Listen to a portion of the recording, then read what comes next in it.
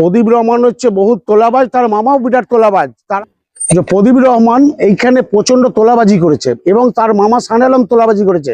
80-90 লাখ টাকা করে তুলেছে এবং পুকুরে বাড়িটা ভরাটি করে বাড়ি করার জন্য প্রতিটা ব্যক্তির কাছে 90 লাখ 1 লাখ করে তুলেছে এবং তাদের এই যে কবরস্থানটা বিক্রি করে 9 কোটি টাকা তুলেছে।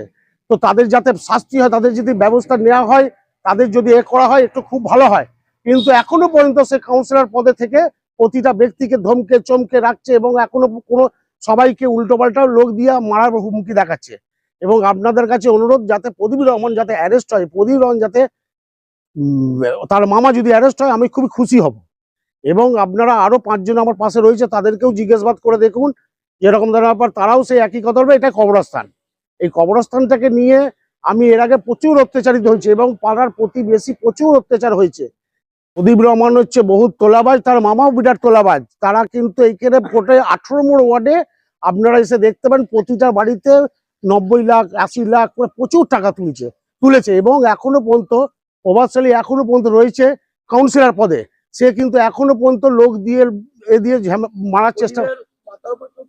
প্রদীপের মাথার উপরে ছিল খোকন দাস। খোকন দাসের উপরে ও সবসময় মাথা ঘোরাতো, লাঠি ঘোরাতো। সে মাথা খোকন দাস এখনো পর্যন্ত সে খোকন দাসের নাম ভাঙিয়ে সে খাবার চেষ্টা করছে। এই প্রদীপ রহমানের বিরুদ্ধে তো আমরা বহু অভিযোগ পেয়েছি, আর কি জানেন আপনি? আমি জানি আমাদের ইটকুড়ি যেটা রয়েছে কবরস্থান, সেখানেও জায়গা বিক্রি করে খেয়েছে গ্লাস ফ্যাক্টরির পিছনে, ওখানে একটা কবরস্থান আছে।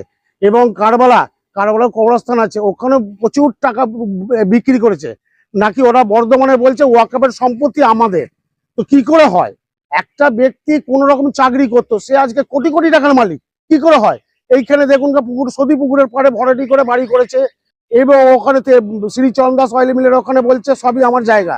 তো কি করে জায়গা অত হয়? সে সামান্য একটা চাকরিজীবী, সে কত টাকা 1 লাখ টাকা মাইনে পায়, সে আজকে কোটি কোটি টাকার মালিক। এবং প্রদীপ রহমানের সে তোলাবাজি টাকা ব্যাংক অফ ইন্ডিয়াতে কয়েক কোটি টাকার মালিক সে দেখাচ্ছে। প্রদীপ রহমানের মামা শানে আলম, হ্যাঁ, তিনি হসপিটালে শুয়েছিলেন, ওটা আর আপনাদের এখানকার একটা ছেলে দীপ চ্যাটার্জি, সে গিয়ে ওখানে নাটক করছিল, জানেন? একদম শিওর ওখানে কিছুই হয়নি, ওটা ফালতু কথা। এবং কদিন আগে জামিন পাওয়ার পর আমাকে আবার অত্যাচার, প্রদীপ রহমান তার মামা প্লাস পাড়ার প্রতিবেশীকে অনেক অত্যাচার করছে, মারধরের হুমকি দেখাচ্ছে। আমার নামে কেস হয়েছে, আমি দেখবো। কদিন আগে মাসি আমাদের নামে বাজে একটা বাইট দিয়েছে, আমি নাকি গাঁজা কর মদ কর। তাহলে তিনারা কি, তারা তো তিনারা তাহলে হেলমেট পরে চলছে কেন? তিনারা তাহলে বুক ফুলে 18 নম্বর ওয়ার্ডে ঢুকবো, তারা তো বড় চোর। ও চোর তোরা।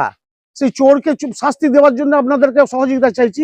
সেই প্রদীপ রহমানকে, তার মামাকে, সে চোর হয়ে আজকে কই 18 নম্বর ওয়ার্ডে গোলাহাট পাড়া ভাতচালা পাড়া আসতে দেখি মুখ খুলুক, আর তাহলে হেলমেট পরে গোটা কোট বাই কেন ঘুরছে প্রদীপ রহমান? তারা যদি ভালোই হবে, সত্যি হবে, যদি ভালোই হবে, তারা কোর্টে হেলমেট পরে কেন চলবে? তাহলে 18 নম্বর ওয়ার্ডে আসুক। দক্ষিণের বিধায়িকা মমিতা বিশ্বাস তিনি বলেছেন কাজ না করলে পদ ছেড়ে দিন। হ্যাঁ, তিনি তো কাউন্সিলর, নাকি কাজ করেন না? কোনো কাজই করে না, এখানে খালি তোলাবাজি। একটু আগে তো আরেকজনও বললেন তিনার বাড়িতে ভাঙচুর করেছিল এবং সে প্রদীপ রহমানের নেতৃত্বে কিছু দুষ্কৃতী নিয়ে ঝামেলা করেছে। তার বাড়িতে তোলাবাজি বলেছিল এত টাকা দিয়ে তাহলে ছেড়ে দেবো, নাহলে ছাড়বো না। এই নিয়ে সবই বিধিব্যস্ত ছিল ওদের ভয়তে। তো আপনাদের কাছে অনুরোধ, মমিতা ম্যাডামকে হাত জোর করে অনুরোধ করে বলছি, বর্ধমানে আপনি অ্যাডভোকেট, আমি একটা বর্ধমানের ল ক্লার্ক, এবং ম্যাডাম এসপি ম্যাডামকে জানাচ্ছি এবং ডিএম ম্যাডামকে জানাচ্ছি, আপনারা যদি প্রদীপ রহমানের এবং তার মামার বিরুদ্ধে যদি ব্যবস্থা নেন খুবই উপকারিত হব। আমার নাম এমডি ইমদাদ হোসেন ওরফে বুলু।